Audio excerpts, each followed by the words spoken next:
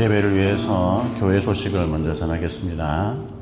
오늘 예배 오신 모든 분들 주님의 이름으로 축복하고 환영합니다. 오늘은 부활주일 예배로 드립니다. 사망의 권세를 이기시고 부활하신 주님께 영광을 온전히 올려드리시기를 바랍니다.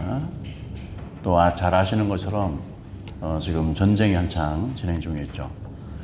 속히 전쟁이 잘 끝날 수 있도록 또 와서 피난 갔던 성도들도 잘 돌아올 수 있도록 위해서 기도해 주시기 바랍니다. 또 매주 수요일마다 있는 반석 신앙기초반 성경 공부 수요일에 있습니다. 상황에 따라서 줌으로도 진행하니까 또 개인별 진행도 가능합니다. 여러분들이 말씀에 많이 참여해 주시기 바라고, 또 수요 기도회는 전체 이 두바이 전체가 종교단지를 사용하지 못하도록 정부에서 발표를 했습니다. 그래서 수요 기도회는 저희가 사택에서 기도회를 하도록 하겠습니다. 여러분들이 그렇게 하시고 참여해 주시기 바라고, 헌금을 위한 계좌 참고하시고, 에스더 중보기도회 매일 아침에 보내드리고 있는 기도 제목으로 열심히 기도해 주시고, 한글학교 잘 개학할 수 있도록 기도해 주시고, 또 다니엘 비전 센터가 중동 선교를 위한 귀한 센터로 계속 사역할 수 있도록 위해서 기도해 주시고, 이번 주간에는 정은식 우혜임 선교사님 가정을 위해서 기도해 주시기 바랍니다. 저 말레이시아에서 열심히 사역하고 있는데 여러분들이 기억하시고 기도해 주세요. 4월 생일자 보시고 축하해 주시고요. 네. 이 시간 먼저 하나님 앞에 사도신경으로 신앙 고백 드리겠습니다. 시작. 전능하사 천지를 만드신 하나님 아버지를 내가 믿사오며 그 외아들 우리 주 예수 그리스도를 믿사오니, 이는 성령으로 잉태하사 동정녀 마리아에게서 나시고 본디오 빌라도에게 고난을 받으사 십자가에 못 박혀 죽으시고 장사한 지 사흘 만에 죽은 자 가운데서 다시 살아나시며 하늘에 오르사 전능하신 하나님 우편에 앉아 계시다가 저리로서 산자와 죽은 자를 심판하러 오시리라. 성령을 믿사오며 거룩한 공예와 성도가 서로 교통하는 것과 죄를 사하여 주시는 것과 몸이 사는 것과 영원히 사는 것을 믿사옵나이다. 아멘. 찬양하시면서 예배합니다.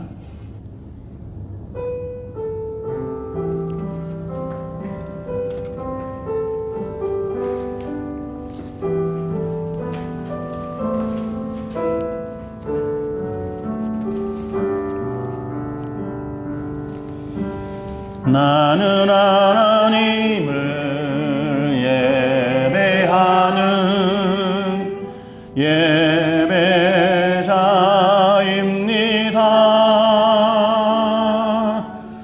내가 서 있는 곳 어디서나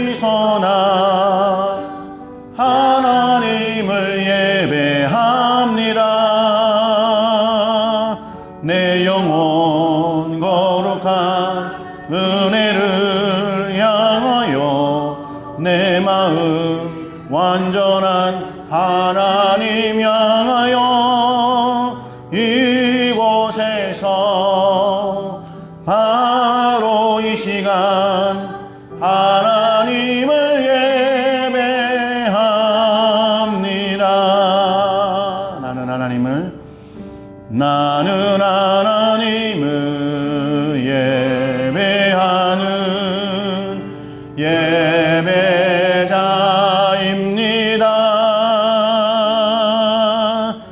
내가 서 있는 곳 어디서나 하나님을 예배합니다. 내 영혼 거룩한 은혜를 향하여, 내 마음 완전한 하나님 향하여, 이곳에서 바로 이 시간 하나님을 예배합니다. 하나님이 저희와 함께 하십니다. 뜨겁게 찬양하겠습니다.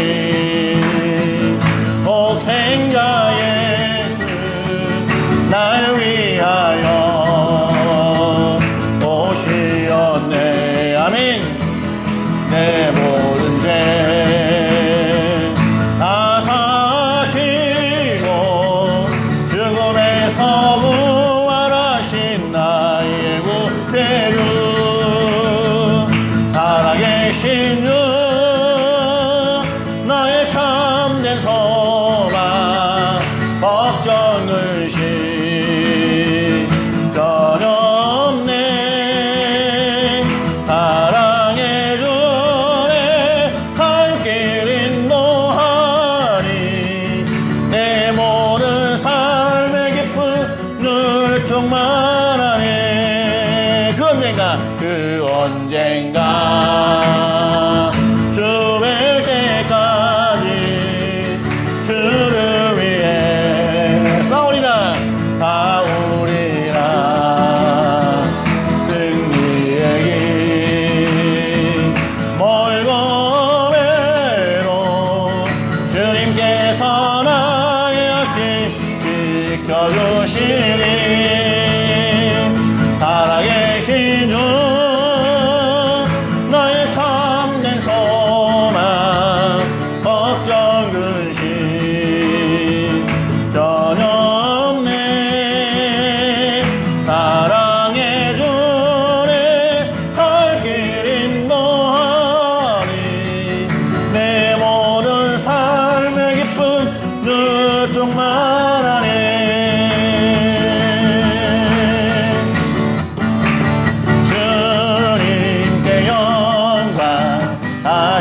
사신 주 아멘. 사망 권세 모두 이기시었네. 흰옷 입은 천사 돌을 옮겨도 비우셨던 곳은 비어 있었네. 아멘. 주님께 영광 다시 사신 주 사망 권세 모두 이기시었네. 부활의 주님 부활의 주님 나타나시사 두려움과 근심 물리치셨네. 주의 교회 기뻐 찬송하여라.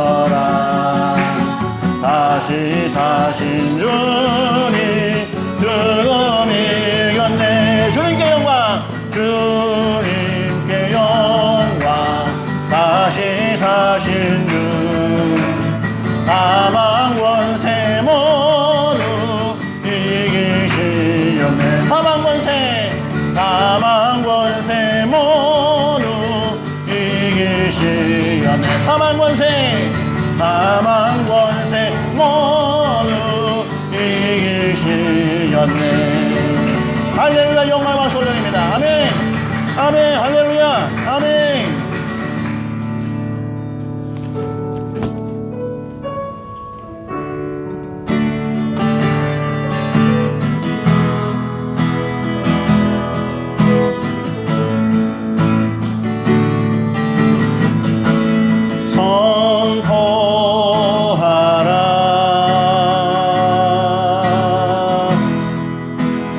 부활하신 영광의 은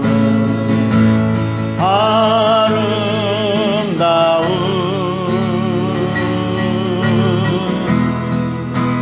영광의 주를 보라. 보좌에 앉으신 그 어린 양 예수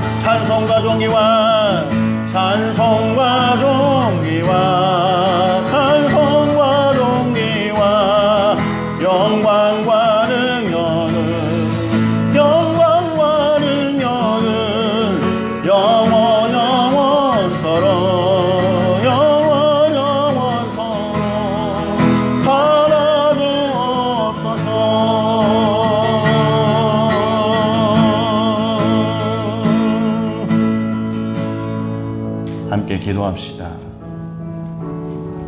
죽을 수밖에 없는 저희를 위해 십자가에 못 박혀 죽으시고 다시 부활하신 우리 주 예수 그리스도, 우리가 주님을 통하여 영원한 삶의 소망을 얻게 되었습니다. 오늘 이 시간도 주님 부활하신 이 귀한 부활절 이날을 기념하며 믿음으로 나와 예배합니다. 하나님, 이 시간 전쟁의 난리와 수많은 어려움과 고통이 있지만 오늘 이 시간 하나님을 온전히 예배하며 나옵니다. 부활하신 주 예수 그리스도, 영광을 올려드립니다. 이 예배를 통하여 이곳에 임하여 주시고 저희를 만나 주시옵소서. 저희가 전심으로 하나님 앞에 나아가오니 이 예배를 연락하여 주시옵소서. 이 시간 다 같이 기도합니다. 하나님 아버지, 은혜와 사랑을 감사합니다. 하나님의 은혜가 너무나 감격스러워 하나밖에 없는 독생자 예수 그리스도를 보내어 주시고 그 아들을 통하여 몸을 찢고 피를 흘리시게 하시고 저희들의 저주스러운 죄로부터 구원함을 얻게 하시기 위해서 이 어마어마한 일을 행하심을 아버지 저희를 기억합니다. 오늘은 주님께서 부활하신 날 부활절로 예배합니다. 우리 가운데 임하여 주시옵소서. 하나님을 갈구하며 찾습니다. 저희를 만나 주시옵소서. 은혜의 예배가 되게 하여 주시옵소서. 하나님의 영광 받아 주시기를 원합니다. 예배를 통하여 하나님의 영광 받아 주시옵소서. 하나님의 놀라운 역사가 일어나게 하여 주시옵소서. 오 아버지 하나님, 감사합니다.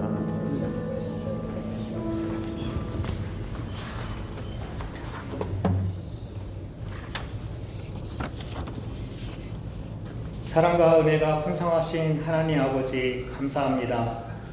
오늘도 귀하고 복된 날을 허락하시고 우리의 죄를 위하여 십자가에 못 박혀 죽으시고 사흘 만에 부활하신 주님의 영광을 함께 기념하게 하시니 참으로 감사를 드립니다. 아멘. 사랑의 하나님 아버지, 이 시간 십자가의 보혈을 바라봅니다. 주여, 우리의 죄악으로 예수님의 손과 발에 못을 박았던 우리의 죄를 용서하여 주시옵소서. 아멘. 주님께서 지신 십자가를 함께 져야 함에도 불구하고 나의 안위만을 생각하며 십자가를 지고 골고다 언덕을 오르신 예수님을 멀리서 바라보기만 했던 우리의 연약함을 긍휼히 여겨주시고 용서하여 주시옵소서. 우리는 악하나 주님은 선하십니다. 우리는 연약하나 주님의 사랑은 강하고 위대하셔서 마침내 사망의 권세를 이기셨습니다. 할렐루야. 사망의 권세를 이기신 주님께 모든 영광을 올려드립니다. 아멘. 하나님께서는 우리를 사랑하셔서 독생자까지 아끼지 아니하시고 우리를 위하여 십자가에 산 제물로 내어주셨습니다. 아브라함에게는 이삭 대신 어린 양을 예비하셨지만 하나님께서는 우리를 구원하시기 위하여 하나뿐인 아들 예수 그리스도를 아끼지 아니하시고 십자가에 내어주셨습니다. 하나님 아버지의 그 끝없고 존귀한 사랑에 감사를 드립니다. 부활의 생명의 열매를 우리에게 허락하신 그 크신 은혜에 감사하는 예배가 되게 하여 주시옵소서. 우리를 위하여 십자가에 죽으시고 사흘 만에 부활하신 주님의 사랑으로 말미암아 우리가 영원한 사망에서 영원한 생명으로 옮겨졌사오니 우리의 영혼이 기뻐하며 신령과 진정으로 아버지 앞에 나아가는 참된 예배가 되게 하여 주시옵소서. 아멘. 하나님 아버지, 이 부활의 은혜가 전쟁으로 가득한 중동 가운데 임하게 하여 주시옵소서. 예수님의 보혈이 이 땅에 임하였사오니 이 민족들이 자복하며 회개하며 주님 앞에 나오게 하여 주시옵소서. 아멘. 이 시간 서로가 서로의 피를 보게 하지 마옵시고 오직 십자가의 보혈만 바라보게 하여 주시옵소서. 아멘. 그리하여 예수님의 피가 뿌려진 이 중동 땅 가운데 복음의 역사가 힘있게 일어나게 하여 주시옵소서. 아멘. 이 시간 말씀을 전하신 목사님께 말씀의 능력을 더하여 주셔서 부활하신 예수님의 영광이 그 입술을 통하여 담대히 선포되게 하시고 두바이 한인 제자교회 모든 성도들이 아멘으로 화답하는 복된 시간이 되게 하여 주시옵소서. 지금 이 예배의 처음부터 마치는 시간까지 주님 홀로 영광 받아 주시옵소서.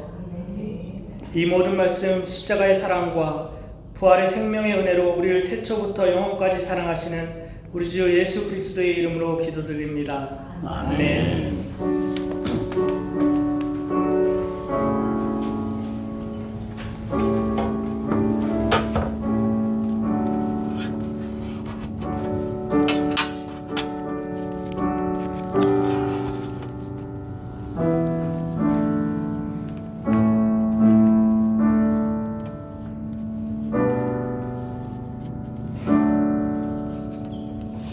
찬양하면서 봉헌하시겠습니다.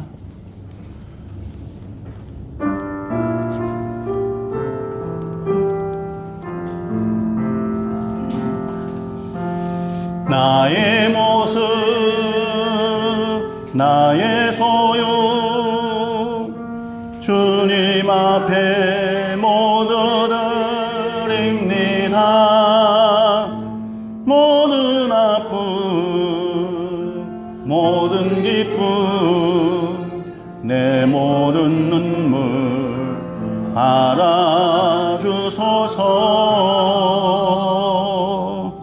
나의 생명을 드리니 주 영광 위하여 사용하옵소서. 내가 사는 날 동안에 주를 찬양하며 기쁨의 제물 되리.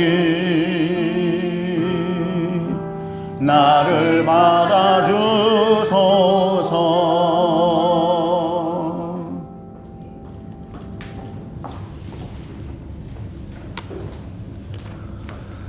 우주 만물의 참 주인이 되시고 영원한 부활의 소망이 되시는 하나님 아버지, 하나님의 크고 놀라우신 은혜에 감격하며 사랑하는 성도들이 하나님 앞에 나와 예배합니다.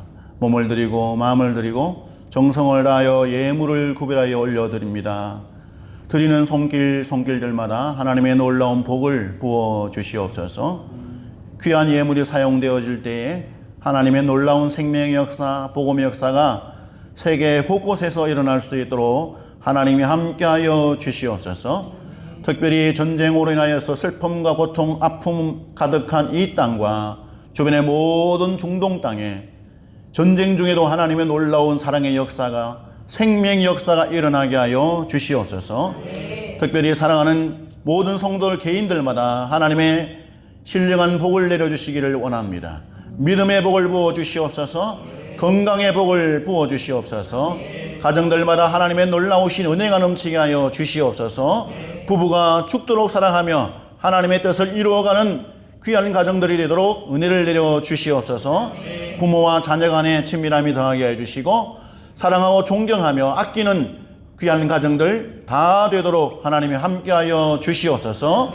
사랑하는 성도들이 언제 어디에서 무엇을 하든지 하나님의 마음을 시원하게 하는 귀한 자녀들이 되도록 은혜를 다하여 주시옵소서.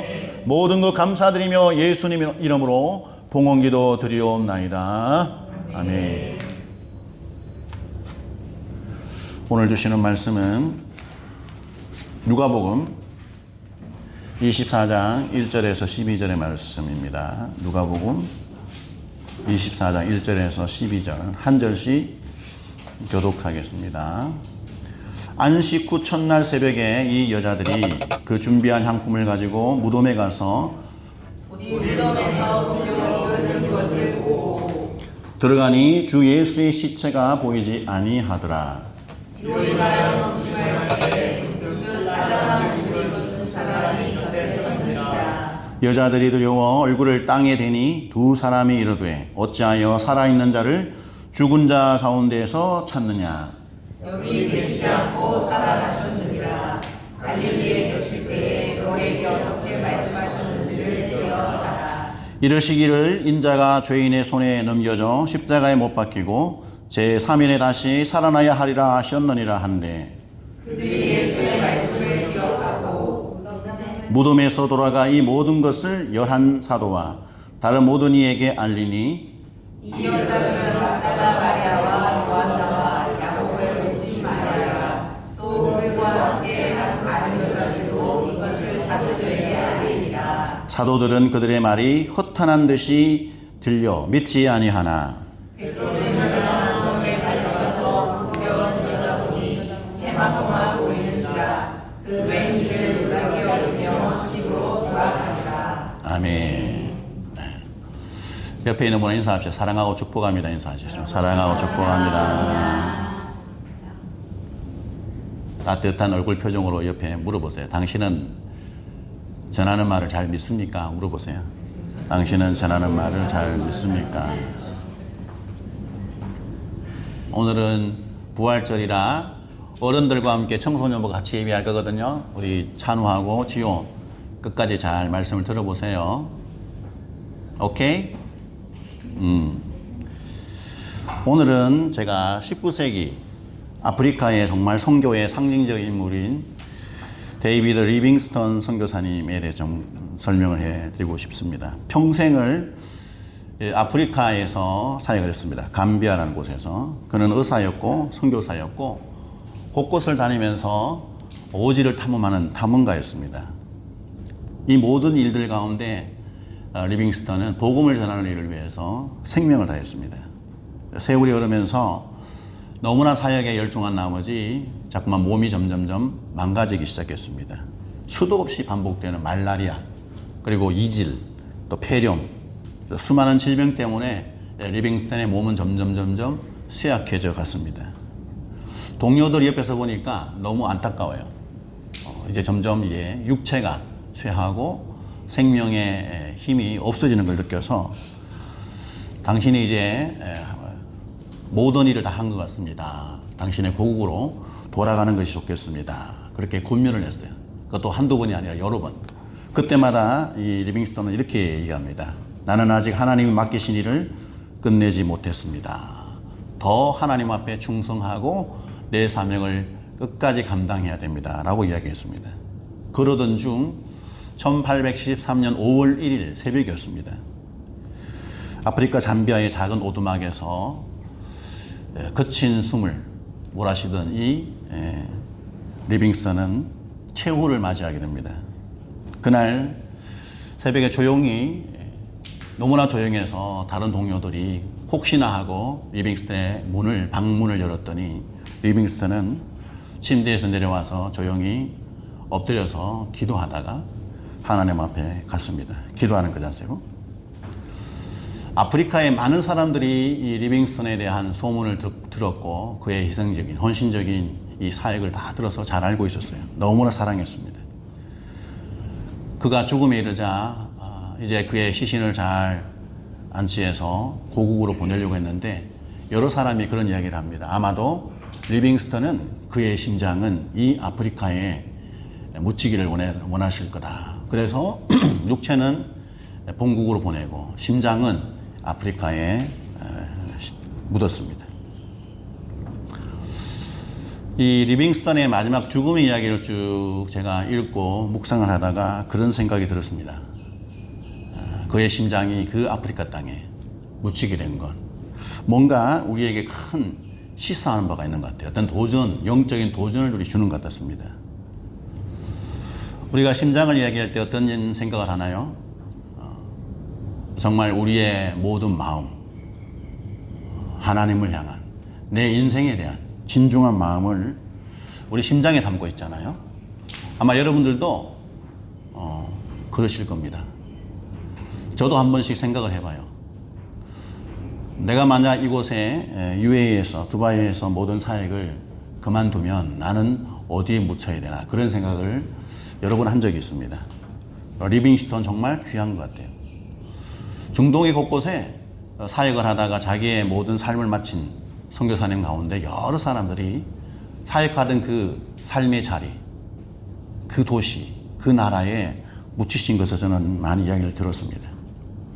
리빙스턴의 이 심장 이야기를 여러분들이 전하면서 한 가지 질문을 해보고 싶습니다. 여러분의 삶의 중심은 과연 어디에 있는가? 부활하신 예수님께서 함께하면 우리는 우리의 심장이 어디 있기를 원하게 될까? 정말 부활 신앙으로 내가 정말 강하게 도전이 되어 있다면 내 마음의 중심은 어디에 있을까? 지난주 말씀을 살펴본 것처럼 예수님은 마지막 6월절 위에서 예루살렘 성으로 입성을 하셨습니다. 그런데 그곳에 가서 마지막 일주일 동안 예수님은 수많은 고난과 고초, 그죠? 고문을 당하시고 신문을 당하시고 매를 맞으시고 모욕과 멸시, 천대를 당하시고 결국은 죄가 없으신 그분이 십자가에 달려 죽으셨습니다. 그리고 장사한 지 사흘 만에 놀라운 부활로 살아나셨습니다. 오늘 이 성경의 구절은 부활하신 예수님에 대해서 너무나 생생하게 우리에게 증거하고 있어요. 우리가 읽었던 1절부터 3절을 같이 한번 읽어볼까요? 시작. 안식 후 첫날 새벽에 이 여자들이 그 준비한 향품을 가지고 무덤에 가서 돌이 무덤에서 굴려 옮겨진 것을 보고 들어가니 주 예수의 시체가 보이지 아니하더라. 아멘. 여러분, 예수님과 함께 3년 가까이를 동고동락하며 가까이에서 가족으로 공동체로 너무나 친밀한 모습을 나누었던 이 제자들, 그리고 주변에 많은 여자들, 여인들, 이 사람들은 어느 날 갑자기 예루살렘 성에 입성하셨던 이 예수님이 죽임을 당한 것, 십자가에 달리셔서 몸을 찢고 피를 흘리시고 운명하시는 그 상황을 보면서 정말 큰 충격이었을 것 같아요. 너무나 큰 충격. 며칠 전에 너무나 사랑하고 아끼는 선교사님한테 전화가 왔어요. 사랑하는 어머니가 소천하셨습니다. 새벽에 주무시다가 조용히 소천하셨대요.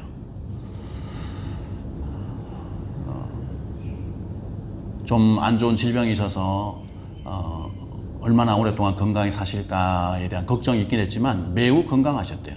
그런데 밤사이에 조용히 주무시다가 하늘나라로 가셨어요. 그분은 평생 하나님 앞에 북한 선교를 위해서 그렇게 많이 헌신하셨대요. 하나님의 일을 마음껏 하시다가 그분이 한 번씩 그런 얘기 했대요. 나는 자다가 하나님께 갔으면 좋겠어. 정말 부부가 같이 주무시다가 먼저 소천을 하셨어요. 얼마나 충격이 컸을까. 그죠? 이 제자들과 많은 주님을 따르던 여인들도 예수님의 죽음을 보면서 충격, 혼란에 빠진 것 같습니다.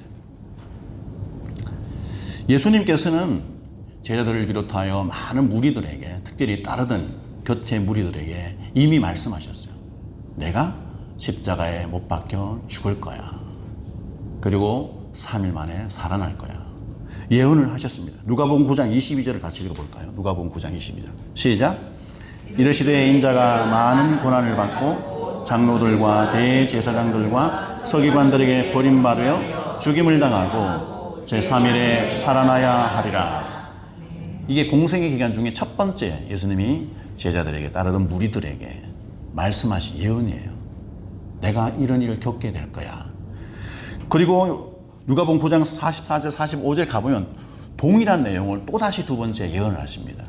그리고 18장 32, 33절에 똑같이 세 번에 걸쳐서 예수님이 내가 십자가에 못 박혀 죽을 것이고 3일 만에 부활할 거야. 이걸 세 번에 걸쳐서 계속 얘기를 하셨어요. 예언. 내가 이런 일을 겪게 될 거야. 그럼에도 불구하고 제자들과 예수님의 곁을 따라다녔던 여인들은 전혀 그것을 믿지 못하고 있었다. 오늘 우리의 읽었던 본문에 보면 이렇게 기록을 하고 있습니다. 새벽에 이 여자들이 그 준비한 향품을 가지고 무덤에 갔다라고 성경에 기록을 합니다. 여인들은 왜 향품을 품고 예수님이 묻히신 무덤으로 갔을까? 예수님의 시신에 향품을 발라드리기 위해서. 혹시라도 시신에 문제가 생기지 않았을까? 분명히 주님이 세 번에 걸쳐서 내가 십자가에 못 박혀 죽을 거야. 그리고 나는 3일 만에 살아날 거야 라고 말씀하셨음에도 불구하고 그것을 전혀 인지하지 못하는, 말은 들었지만 믿음이 없는 상태에서 당연히 인간적으로 모든 사람들이 했던 그 행태대로 사람이 죽은 다음에 시신으로 무덤에 갇혀있는 그 모양 그대로 그것을 기대하고 이 여인들은 향품을 가지고 예수님의 무덤으로 간 것입니다. 제자들은 하나님께서 예수님께서 말씀하신 걸 전혀 믿지 못하고, 그죠? 이런 정말 어떻게 보면 미련한 모습, 우스꽝스러운 모습, 이거를 반복하고 있는 걸까? 왜 이러는 걸까요? 지호야, 왜 그러는 걸까? 왜 제자들과 여인들은 3번에 걸쳐서 내가 십자가에 죽었다가 다시 살아날 거야 라고 말씀하셨는데도 그걸 믿지 못하는 걸까? 거기에는 뭐 많은 이유가 있겠지만 크게 한 3가지 정도가 있어요. 첫 번째는 메시아관에 대해서, 메시아에 대해서 잘못된 생각을 가지고 있었다. 그 당시에 유대인들은 메시아가 정말 다윗과 같은 그 이스라엘 민족에게 있어서 한 나라로 세워져서 가장 왕성했던 때는 다윗이 왕으로 있었던 그 시대예요. 그 다윗의 영광을, 또 하나님께서 다윗과 함께 언약을 맺으셨어요.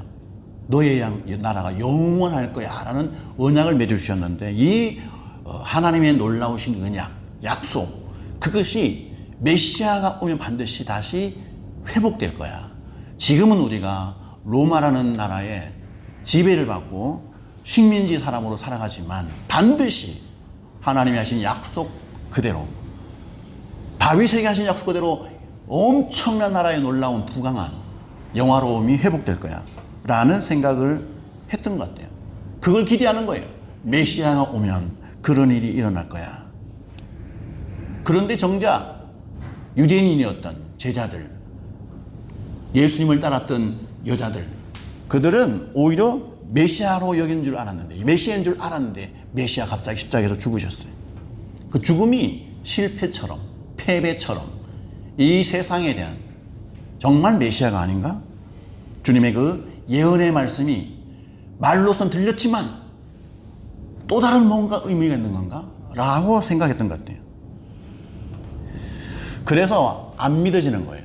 믿을 수가 없었던 것입니다. 두 번째는 고난을 배제한 영광만 구했기 때문에 그들이 주님의 그 예언의 말씀이 안 믿어진 것입니다. 제자들은 성경에 보니까 주님을 정말 온전히 믿는 것처럼 열심히 따라다녔습니다. 실제로 주님이 그들을 부르셨고 그들과 함께 동고동락하면서 많은 이적을 행하시고 가르쳐 주시고 놀라운 사역을 하셨습니다. 그런데 그들은 늘 마음 한구석에는 우리 무리들 가운데 우리 스승께서, 저 메시아 같은 저 예수님께서 뭔가 엄청난 파괴력으로 이 로마 제국을 다 물리치고 세상을 안정화시키고 뭔가 부강한 나라를 세웠을 때 우리는 그 옆에서 한 자리씩 해야지. 그래서 제자들 사이는 늘 경쟁적으로 누가 크냐, 누가 첫 번째 서인이냐, 두 번째냐, 세 번째냐, 그걸 가지고 싸웠습니다. 주님을 열심히 따르고 주님 앞에 헌신하고 봉사하고 주님의 가르침에 귀를 기울였던 그 모든 동기가 그냥 보상심리, 내가 이 땅에 살면서 뭔가 모르게 주님이 어떤 엄청난 일을 일으키실 때 우리도 그 옆에서 뭔가를 얻어야지 라는 생각, 그 자기만의 생각, 자기만의 기대, 그것이 반영이 되어서 막 하는 거예요. 그런 사람들 끊임없이 어떻게 합니까? 끊임없이 예수님을 통해서 얻게 될 영광에 취해 있습니다. 그거를 기대하고 소망하고. 그런데 죽기보다도 싫은 그 고난과 환난과 핍박과 죽음에 대해서는 전혀 관심이 없는, 그것들을 오히려 거부하고 그거를 생각하고 싶지 않아 하는, 망각하고 싶은 그런 생각 속에 사로잡혀 있는 그들이 있기 때문에 주님의 예언의 말씀은 전혀 들리지가 않는 거예요. 믿어질 수가 없는 것입니다. 세 번째는 부활에 대한 신앙적 선입견 때문에 그들이 믿지 못했습니다. 당시의 유대인들은 세상 끝날까지 끝날이 되면 모든 의인들이 한꺼번에 살아날 것에 대한 신앙을 가지고 있었습니다. 근데 갑자기 믿고 따르던 그분이 죽어버렸어. 또 살아나신다네? 자기들이 가지고 있었던 이 종말에 대한 생각, 전혀 예상치도 못한 그거였기 때문에 믿을 수가 없었던 것입니다.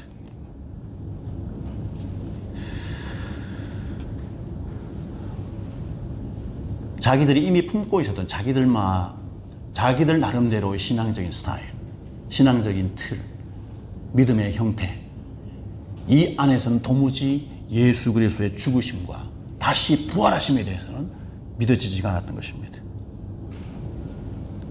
오히려 하나님께서 인류의 구원을 위해서 오랜 역사 속에서 성경을 통해서 말씀하셨던 다시 오심과 또 십자가의 죽으심과 부활하심의 엄청난 구원의 계획을 믿지 않았을 뿐만 아니라 오히려 어떻게 보면 방해하고 있는 듯한 자들이 바로 예수님의 제자들이었고 열심히 따라다녔던 여인들이었다라는 거죠.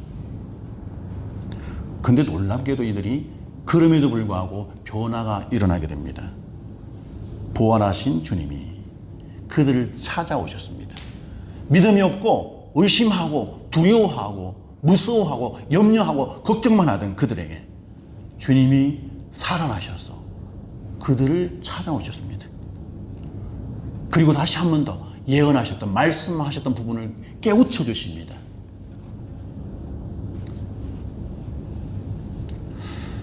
무덤에서 당황해서 어찌할 바를 모르고 있던 그 여인들에게 두 천사가 나타나서 뭐라고 그럽니까? 오늘 본문에 보니까 어찌하여 살아있는 자를 죽은 자 가운데서 찾느냐. 모든 인간들은 죽게 되면 무덤에서 들어가서 그 즉시로부터 육체가 썩어지고 때가 되면 다 허물어서 없어지는 그 과정을 겪을 거야. 이런 생각. 우리가 지금까지 그래 왔었어. 지금까지 모든 인간들은 그렇게 죽음을 맞이하고 무덤에서 장사되었다가 흔적도 없이 사라지는 그런 운명이었어.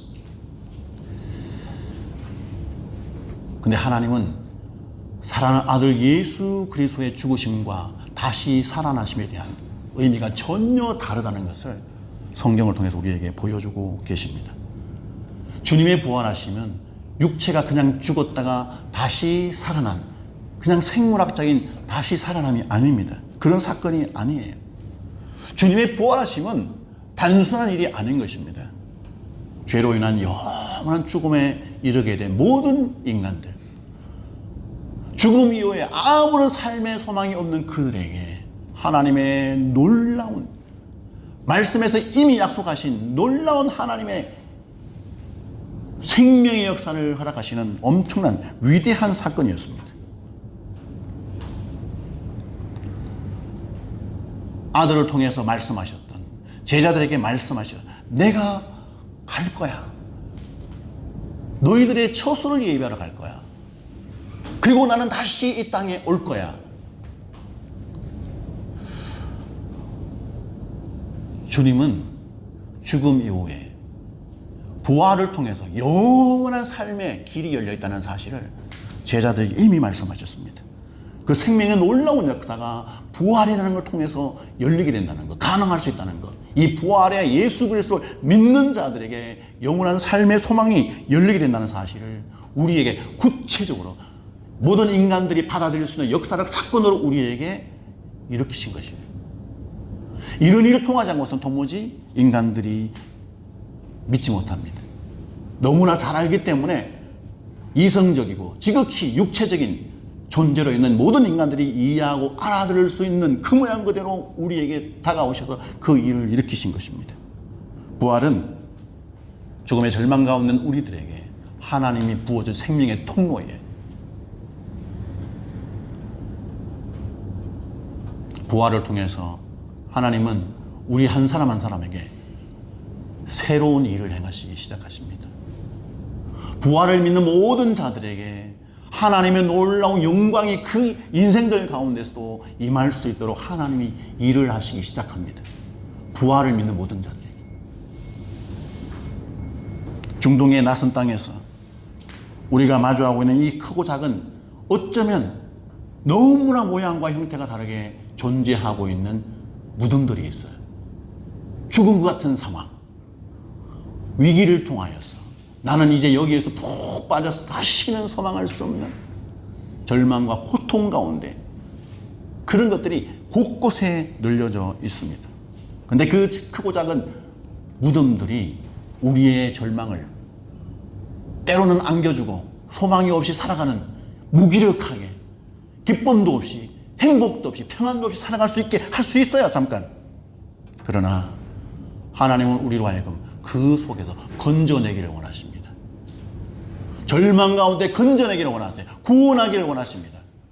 삶의 에너지를 다 상실해버리고 신음하면서 무기력하고 살아가고 있는 우리에게 부활의 소망을 품고 다시 주님처럼 살아나서 하나님의 뜻과 하나님의 영광을 드러내는 통로로 살기를 하나님이 원하세요. 이 엄청난 일을 하게 하기 위해, 가능할 수 있도록 하기 위해서 주님이 부활하신 것입니다. 오늘 이 시간 저와 여러분들에게 이 부활의 소망을 불어넣고 계시는 것입니다. 이 부활하신 예수 그리스도 믿음으로 여러분의 절망에서, 괴로움에서, 우울증에서, 고통 속에서 벗어날 수 있기를 주의 이름으로 축복합니다. 할렐루야. 옆에 있는 분에게 이렇게 얘기합시다. 부활의 주님이 참 소망이 되십니다. 부활의 은혜가 충만하기를 바랍니다. 예수님의 시신이 없어진 것으로 말미암아서 여인들은 너무나 당황했을 것 같아요. 여인들에게 두 천사가 말합니다. 4절로 6절 같이 읽어볼까요? 4절에서 6절 시작. 이로 인하여 근심할 때 문득 찬란한 옷을 입은 두 사람이 곁에 섰는지라. 여자들이 두려워 얼굴을 땅에 대니 두 사람이 이르되 어찌하여 살아있는 자를 죽은 자 가운데서 찾느냐. 여기 계시지 않고 살아나셨느니라.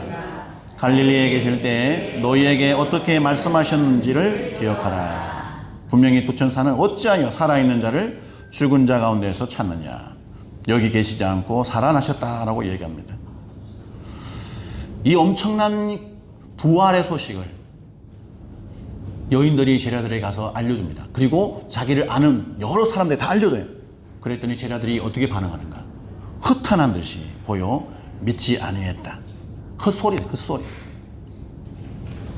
아직까지 이들은 실제로 빈무덤, 예수님이 부활한 증거가 되는 이 빈무덤을 보고 왔음에도 불구하고, 천사가 나타나서 부활하신 예수님 그 소식을 전해줬음에도 불구하고 믿지 못하고 있습니다. 두려움과 의심의 사이에서. 왜 그런 헛소리를 하니? 그런데 이 소리를 듣고 베드로와 또 다른 제자가 황급히 뛰어갑니다. 무덤을 확인하기 위해서. 갔더니 진짜 빈무덤이에요. 주님이 살아나셨어요. 근데 주님이 안 보여. 부활하신 그 형체가 보이지 않습니다. 여전히 베드로와 제자들은 불안함, 두려움, 우리가 어쩌면 이후에 잡혀가서 큰 일을 당할 수도 있어 라는 두려움. 그런데 놀랍게도 그 이후에 대반전이 일어나기 시작합니다. 믿음이 없었던 이들에게, 의심하는 이들에게 놀라운 반전의 역사 일어나기 시작합니다. 주님이 나타나셨습니다. 부활하신 주님이 불안하고 두려워하는 그들에게 직접 눈앞에 나타나셔서 몸을 보여주시고 말씀하시고 몸을 만지게 하시고, 어떤 제자들은 여전히 믿지 못하여서 엠마오라는 곳을 막 걸어가고 있을 때 주님이 옆에 오셔서 말씀으로 이해시켜 주십니다.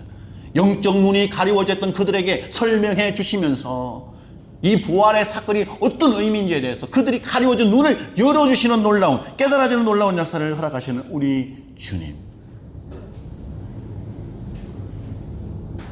그리고 나서 이들은 믿어지기 시작했어요. 먼저 여인들에게 나타났고 제자들에게 나타났고 그 외에 수백 명의 주를 따르던 무리들에게 나타나서 부활하신 그 몸을 보여주셨습니다. 그때부터 믿기 시작했어요. 반복적인 주님과의 만남, 반복적인 대화, 반복적인 깨달음의 말씀, 설명을 통해서 제자들의 의식이 바뀌기 시작합니다. 진짜 살아나셨고, 진짜 하나님의 아들이시고, 진짜 메시아가 되시고, 다시 오실 구원의 주 예수 그리스도 생명의 놀라운 주님이시구나 하는 것에 대한 믿음이 생겨나기 시작합니다.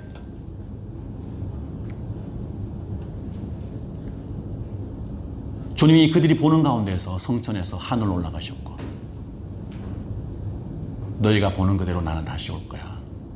예루살렘을 떠나지 말고 기도하고 있어.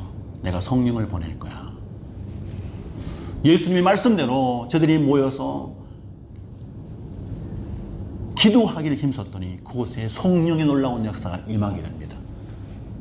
성령 충만하게 됩니다. 하나님의 능력으로 무장하게 됩니다. 그래서 두려움도 없고 걱정도 없고 염려도 없고 주님 하신 말씀, 주님이 부활의 주님이다, 생명의 주님이다, 구원자라, 메시아다라고 하나님의 아들이신다라고 나가서 막 전하게 된 놀라운 역사를 일으키게 됩니다. 여러분, 믿어지지 않았고 믿을 수 없었고 그랬던 그들이 변화된 결정적인 이유는 딱 세 가지입니다. 목숨을 걸고 나가서 부활의 증인으로 살기 시작한 세 가지예요. 첫 번째, 저들이 부활하신 예수님을 만났다는 거예요. 그것도 반복적으로 믿어질 때까지 주님이 그들에게 나타나셔 만나 주셨습니다. 그리고 설명해 주셨어요. 깨달아질 때까지 설명해 주셨습니다. 그리고 그들에게 성령의 놀라운 역사를 허락해 주셨습니다.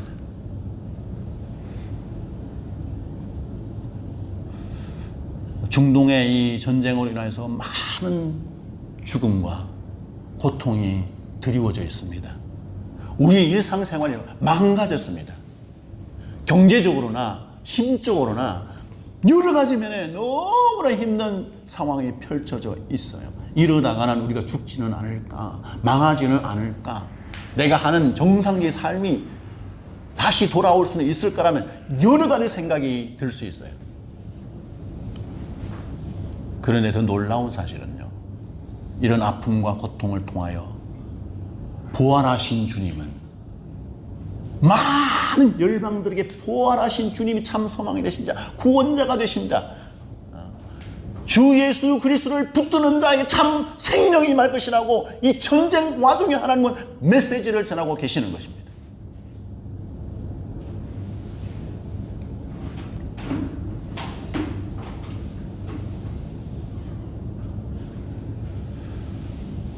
제가 속한 선교회가 정말 4월 9일 날 너무나 좋은 일이 있습니다. 제 4대 이사장님이 취임하세요. 한 5, 6년 전에 이분이 한번 취임을 하시려고 했다가 뭔가 어려움이 있어서 안 되고, 한 4, 5년 가까이 제가 기억하기로 고통의 시간들이 있었습니다. 저도 그분을 너무나 사랑하고 존경하기 때문에 한국에 이 전쟁이지만 꼭 와달라고 저보고 부탁을 하시더라고요. 그래서 고민하면서 기도하면서 어찌했든 간에 긍정적으로 제가 한번 기도하면서 결정을 해보겠습니다 라고 말씀을 드렸어요. 근데 아무리 생각해도 발걸음이 안 떨어지는 거예요. 그래서 최종적으로 어저께 제가 메시지를 보냈습니다. 사랑하는 회장님, 너무나 마음에는 가고 싶은 마음이 불같이 일어나지만 전쟁 와중에 이 고통 중에 여전히 이곳에 남아서 하나님을 예배하고 기도하고 말씀에 집중하고 있는 성도들이 계셔서 제가 나갔다가 혹시라도 잘못돼서 돌아오지 못하는, 알지 못하는 이 복귀에 대한 확실한 보장이 없는 상태에서 나가는 것은 아닌 것 같습니다. 슬픈 일, 괴로운 일, 불가피한 슬픈 안 좋은 일이 있었다면 제가 어떻게 해서라도 나갈 텐데 이 좋은 일이 있는 곳에서는 제가 빠져도 은혜가 넘칠 줄 믿습니다. 양해해 주세요. 라고 메시지를 보냈더니 그분이 역시 주님의 목자의 마음으로 영혼들을 사랑하시는군요. 그런 얘기를 하시더라고요. 말씀을 이렇게 묵상하다가 그런 생각이 들었어요.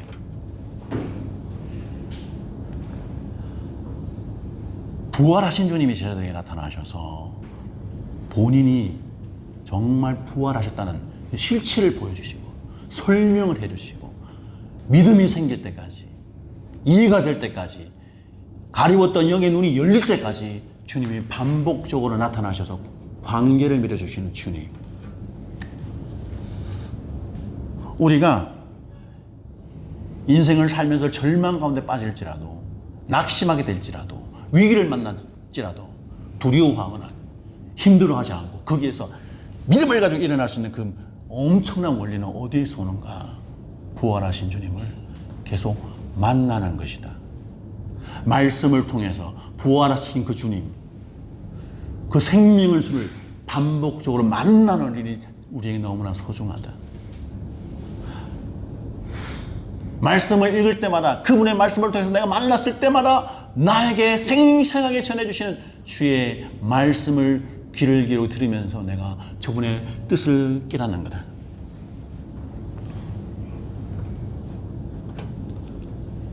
사람의 만남의 반복은요, 그 사람에 대한 이해가 깊어져요. 깊어지고 넓어지고. 놀랍게도 그 사람을 만나면 만날수록 이해와 감정의 강도가 깊어져요. 강해져요. 사랑하게 됩니다. 그 사람을 이해하면 할수록. 성경에서 친구를 위하여 내 목숨을 내어주는 것만큼 귀한 것은 없다라고 주님이 말씀하셨어요. 사랑의 극치, 최상의 사랑은 내가 내 친구를 위해서 내 목숨을 내어주는 것이라고 주님 말씀하셨어요. 우리가 하나님을 만나고 부활의 주님을 만나서 그분의 말씀을 깨닫고 알게 되면 알수록 우리는 주님을 위하여 살게 되고 주님을 위하여 내 생명을 내어드리는 놀라운 결단을 하게 됩니다. 이런 부활한 주님을 말씀을 통해서 날마다 만날 수 있기를 주의 이름으로 축복합니다. 말씀을 통해서 하나님의 뜻이, 그분의 뜻이 어디에 있는지, 내가 정말 내 심장을 내어드려서 뿌리박고 살아야 할 곳이 어디 있는지, 어디에 내가 내 모든 마음을 전력을 다해서 쏟아 부어야 될 대상이 어디인지 꼭 깨달을 수 있기를 주님 이름으로 축복합니다. 그 주님을 위해서 우리가 내 인생을 드리고 내 삶을 드리게 될 때 놀랍게도 그 삶 가운데 성령의 역사가 나타납니다. 내 힘으로 살아가는 것 같지만 내 힘으로 사는 것이 아니라 하나님이 동행하시면서 함께 하시는 놀라운 기적 같은 삶이 그런 사람들의 인생 가운데 나타나기 시작합니다. 내가 사람 같은데 아니에요. 하나님이 나와 함께 동행하셔서 그분이 나를 살게 하셨습니다. 그분이 앞으로 살아가는 여러분의 인생 가운데 이 엄청난 복된 성령 충만한 삶이 부활의 소망으로 살아가는 복된 인생이 되기를 주님의 이름으로 축복합니다. 하나님께서는 부활의 정인으로 살아가는 자들을 기뻐하세요. 그 인생에게 하나님의 복이 임합니다. 오늘 주신 말씀을 기억하면서 하나님 앞에 찬양하겠습니다.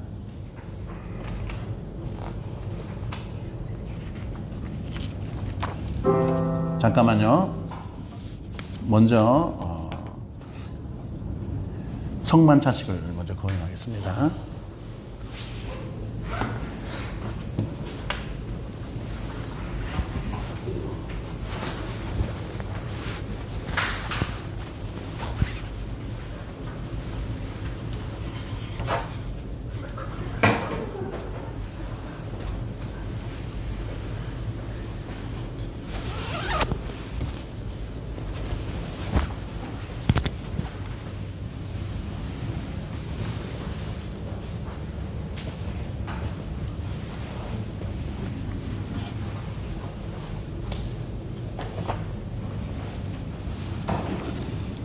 찬송가 229장 다 같이 하겠습니다. 1, 2, 3절만.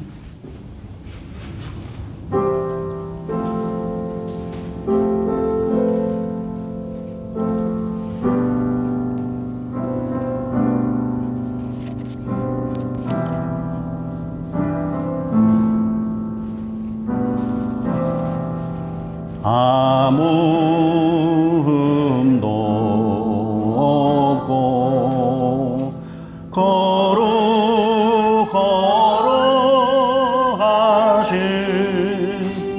주 하나님 어린 양이 죽임을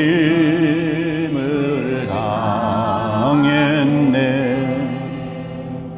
이는 날 위하여 십자가 위에서 고난기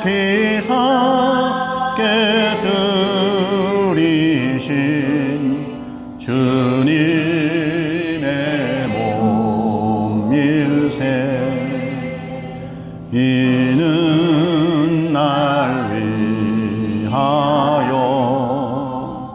형벌을 받으사 주가 친히 대신 흘린 주의 보혈일세.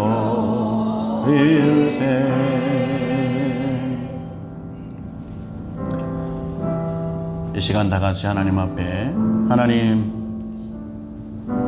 독생자 예수 그리스도를 보내어 주시고 십자가에 못 박아 죽게 하시면서 살을 찢고 피를 흘리시게 하시고 저희들의 죄로 인한 저주를 놀랍게 극복할 수 있도록 모든 희생을 허락하신 것 너무 감사합니다. 다시 살아나셔서 우리에게 영원한 삶의 소망을 주셔서 너무 감사합니다.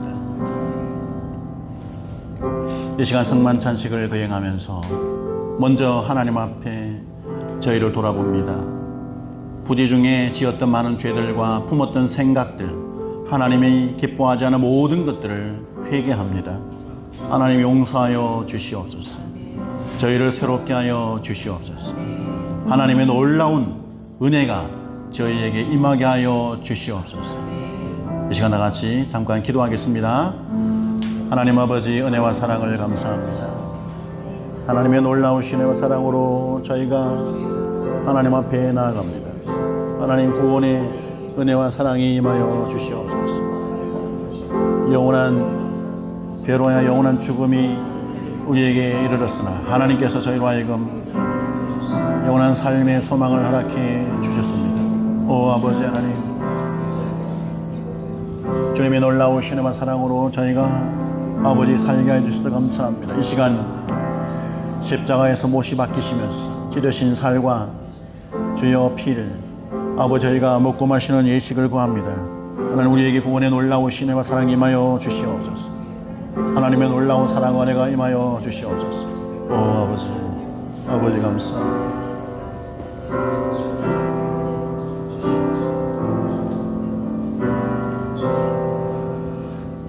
하나님 감사합니다. 주님 은혜 감사합니다. 살을 찢으시고 피를 흘려주셔서 저희에게 구원의 놀라우신 은혜가 임하였습니다. 이 귀한 예식을 통하여 하나님 영광 받아 주시옵소서. 감사드리며 예수님 이름으로 기도합니다. 아멘. 주님께서 잡히시던 밤에 유월절 명절을 위해서 마련된 성만찬식에서 떡을 가지시고 말씀하십니다. 받아 먹으라, 이것은 내 몸이다. 또 잔을 받아들고 하늘 우러러 하나님 앞에 감사의 인사를 하신 후에 이것은 죄 사함을 얻기 위하여 흘리는 바 언약의 피다. 이것을 받아 마시라. 내가 다시 오는 그날까지 나의 몸과 피를 먹고 마시는 이 귀한 예식을 기념하라라고 말씀하셨습니다. 주님의 성만찬 명령에 따라서 이 시간 성찬식을 거행하도록 하겠습니다. 여러분들이 보실 때에 오른편에 있는 것은 떡입니다. 오셔서 떡을 먼저 드시고 왼편에 있는 잔을 그 자리에서 드시고 또 꽂아 주시면 되겠습니다. 이 시간 다 자리에서 일어나시고 세례를 받거나 침례를 받으신 분들은 한 분씩 나오셔서 이렇게 성만찬식에 동참해 주시기 바랍니다. 나오십시오.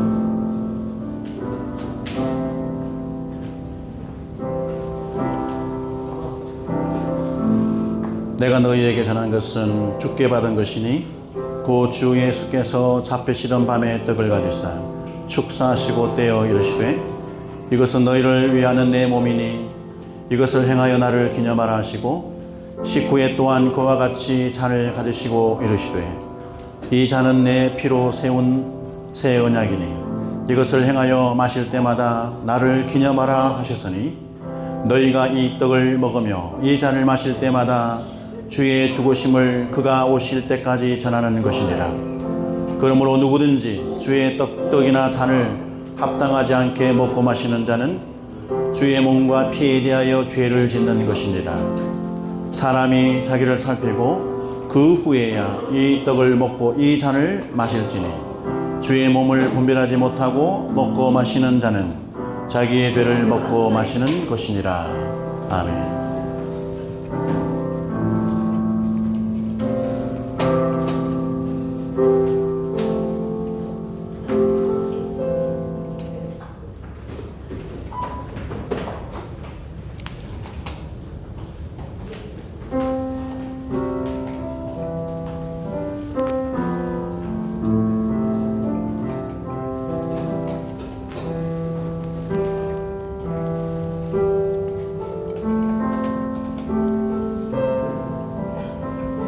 두 분이서 다시 덮어주십시오.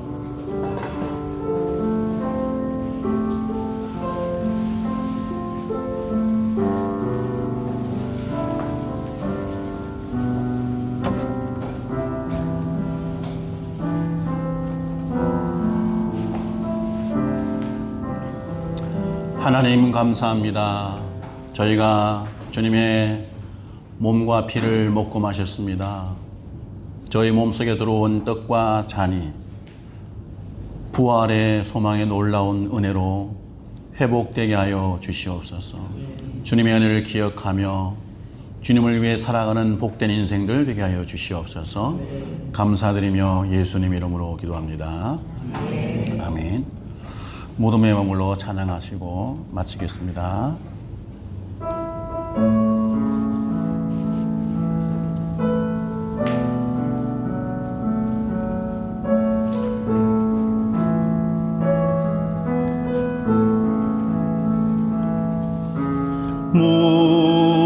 무덤에 머물러 예수 내 구주 새벽 기다렸네 예수 내 주 원수를 다 이기고 무덤에서 살아나셨네. 어둠을 이기시고 나와서 성도와 함께 길이 다스리시네. 사셨네 사셨네 예수 다시 사셨네. 거기 못 가두네 예수 내 구주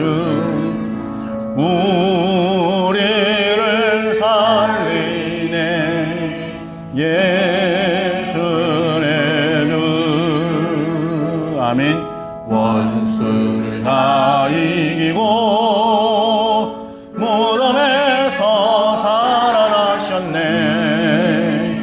어둠을 이기시고 나와서 성도와 함께 길이 다스리시네.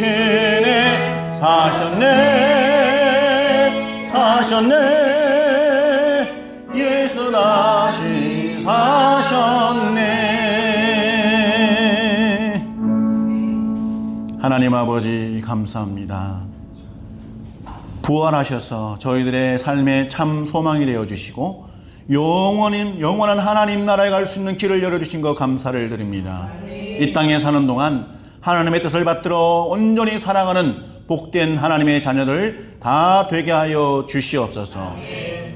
지금은 우리 주 예수 그리스도의 은혜와 하나님 아버지의 무한만국하신 사랑과 성령님의 감화감동 역사 충만하심이 부활의 참 소망을 품고 주님 오시는 그날까지 말씀에 순종하여 살기를 원하는 사랑하는 모든 성도들과 저들의 가정과 다니는 직장과 하시는 사업도 위에 지금으로부터 영원토록 함께 있을지어다. 아멘. 주님 감사합니다.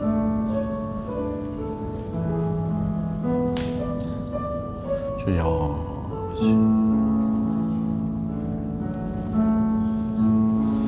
네, 예배를 마칩니다. 하나님 앞에 영광의 박수 올리며 감사합니다. 수고하셨습니다. 네, 우리 남성분들은 식사를 위해서 테이블을 좀 만들어 주십시오. 수고하셨습니다.